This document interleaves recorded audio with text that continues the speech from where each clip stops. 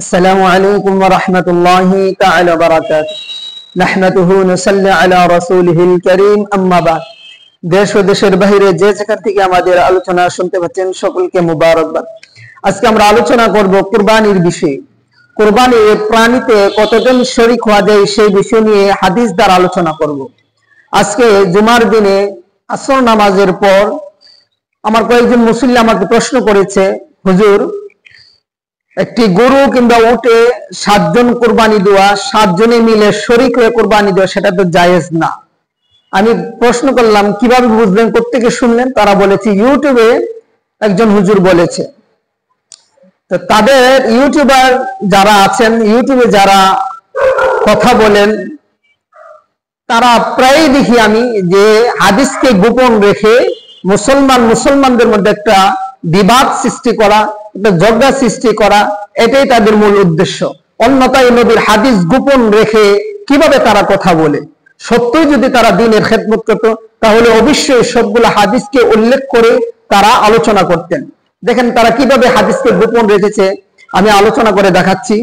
সর্বপ্রথম আমরা একটা হাদিস বলি, যে হাদিসটা আবু দাউদ শরীফের 388 নম্বর পৃষ্ঠা, হাদিস নাম্বার 2808 নম্বর হাদিস।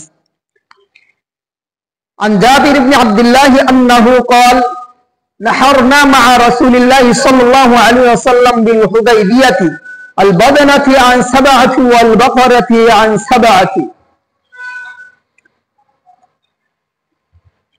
তিনি বলেন, হযরত জাবের ইবনে আব্দুল্লাহ রাদিয়াল্লাহু তাআলা আনহু থেকে বর্ণিত, তিনি বলেন যে আমরা হুদাইবিয়াতে সফর অবস্থায় রাসূলুল্লাহ সাল্লাল্লাহু আলাইহি ওয়াসাল্লামের সাথে 7 জনে মিলে একটি গরুতে এবং একটি উটের মধ্যে অংশগ্রহণে শরীক হয়ে কুরবানি দিয়েছি। তার মানে একটি গরুতে 7 জন, একটি উটের মধ্যে 7 জন। তো এইভাবে তারা রাসূলুল্লাহ সাল্লাল্লাহু আলাইহি ওয়াসাল্লামের সাথে কুরবানি দিয়েছে। আমরা আরেকটা হাদিস দেখি, আমরা আরেকটা হাদিস লক্ষ্য করি, যেটা সহিহ মুসলিম শরীফের 424 নম্বর পৃষ্ঠা। হাদিস হচ্ছে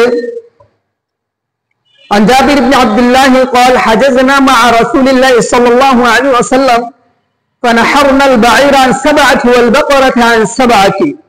হযরত জাবির ইবনে আব্দুল্লাহ রাদিয়াল্লাহু তাআলা আনহু থেকে বর্ণিত, তিনি বলেন যে আমরা হজ্জের সময় হজ্জে রাসূলুল্লাহ সাল্লাল্লাহু আলাইহি ওয়াসাল্লামের সাথে কুরবানি দিয়েছি এবং একটি গরুর মধ্যে 7 জন এবং একটি উটের মধ্যে 7 জন অংশগ্রহণ করেছি। তাহলে হাদিস যারা বোঝা গেল যে কুরবানি 7 জন শরীক হয়ে কুরবানি দেওয়া যায়। এখন কথা হচ্ছে, তারা বলে থাকেন যে এই হাদিসগুলো হচ্ছে সফর অবস্থায়, মুকিমের জন্য না, যারা সফর অবস্থায় থাকে তাদের জন্য 7 জন শরীক হয়ে কুরবানি করা যায়। এখন আমি যে দুটো হাদিস দিয়েছি, তৃতীয় আরেকটা হাদিস আছে যেটা যে সকল অবস্থায় 7 জন শরীক হয়ে কুরবানি দেওয়া জায়েজ আছে। এই হাদিসটাকে তারা গোপন রেখে সমাজের মধ্যে এই দুটো হাদিস দিয়ে তারা বিভ্রান্তির মধ্যে ফেলে দেয় যে এই হাদিস হচ্ছে সফর অবস্থায়। যেমন আগে উল্লেখ করেছি, হুদাইবিয়ার মধ্যে রাসূলুল্লাহ সাল্লাল্লাহু আলাইহি ওয়াসাল্লামের সাথে কুরবানি দিয়েছে 7 জন। এই হাদিসের মধ্যে হচ্ছে যে আমরা হজ্জের সময়, হজ্জের মধ্যে আমরা রাসূলুল্লাহ সাল্লাল্লাহু আলাইহি ওয়াসাল্লামের সাথে 7 জন শরীকে কুরবানি দিয়েছি। আমরা মেনে নিলাম যে এই হাদিসগুলো হচ্ছে সফর অবস্থার জন্য খাস, কিন্তু রাসূলুল্লাহ সাল্লাল্লাহু আলাইহি ওয়াসাল্লাম তো কথা বলেন নাই যে সফরের বাহিরে 7 জন শরীক হয়ে কুরবানি দেওয়া যাবে না। এই ধরনের তো রাসূলুল্লাহ সাল্লাল্লাহু আলাইহি ওয়াসাল্লামের হাদিস নাই। তাহলে কেন আপনারা সমাজের মধ্যে একটা বিভ্রান্তি সৃষ্টি করতেছেন? রাসূলুল্লাহ সাল্লাল্লাহু আলাইহি ওয়াসাল্লাম সফর অবস্থা ছাড়াও 7 জন মিলে কুরবানি দেওয়া যাবে, সেই বিষয়ে আমি হাদিস উল্লেখ করতেছি। মুজামুল আওসাতের 6 খণ্ড 128 নম্বর পৃষ্ঠা, হাদিস নাম্বার 6128 নম্বর হাদিস। এই হাদিসখানা সহিহ জামিউ সগীরের মধ্যে আছে। জামিউ সগীরের হাদিস নাম্বার হচ্ছে 2890 নম্বর হাদিস।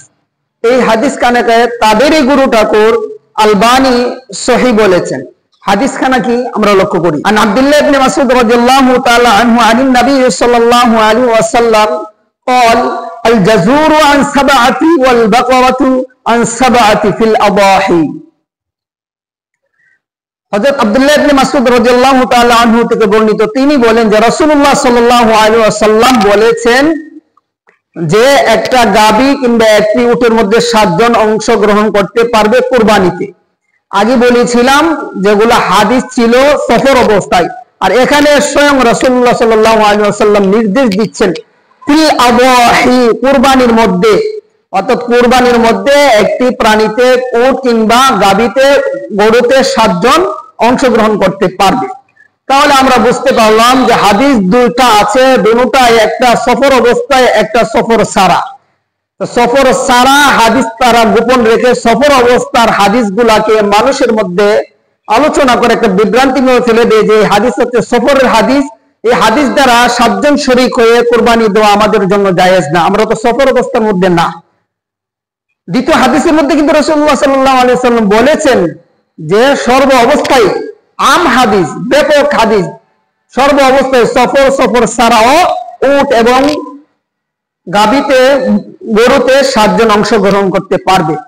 তাহলে বোঝা গেল হাদিস দ্বারা প্রমাণ আছে 7 জন অংশগ্রহণ নিতে পারবে একটি গরুতে। তবে একটি সন্দেহ নিরসন, যেটা হচ্ছে যে 7 জনেই একটি গাভীতে অংশগ্রহণ করতে হবে একটি গরুতে, বিষয়টা এরকম নয়। অনেকেই 7 জনেই দিতে হবে, তার জন্য কষ্ট করে হলো 7 জনকে অংশগ্রহণ করার চেষ্টা করে, 7 জনকে মিলানোর চেষ্টা করে না। 7 জন হচ্ছে সর্বোচ্চ, এর কমে 1 জন, 2 জন, 3 জন, 4 জন, 5 জনও একটি গরু কিংবা উটতে অংশগ্রহণ করতে পারবে। আল্লাহ পাক রব্বুল আলামিন আমাদেরকে সুন্নাহ মোতাবেক জীবনযাপন করার তৌফিক দান করুক, আমিন।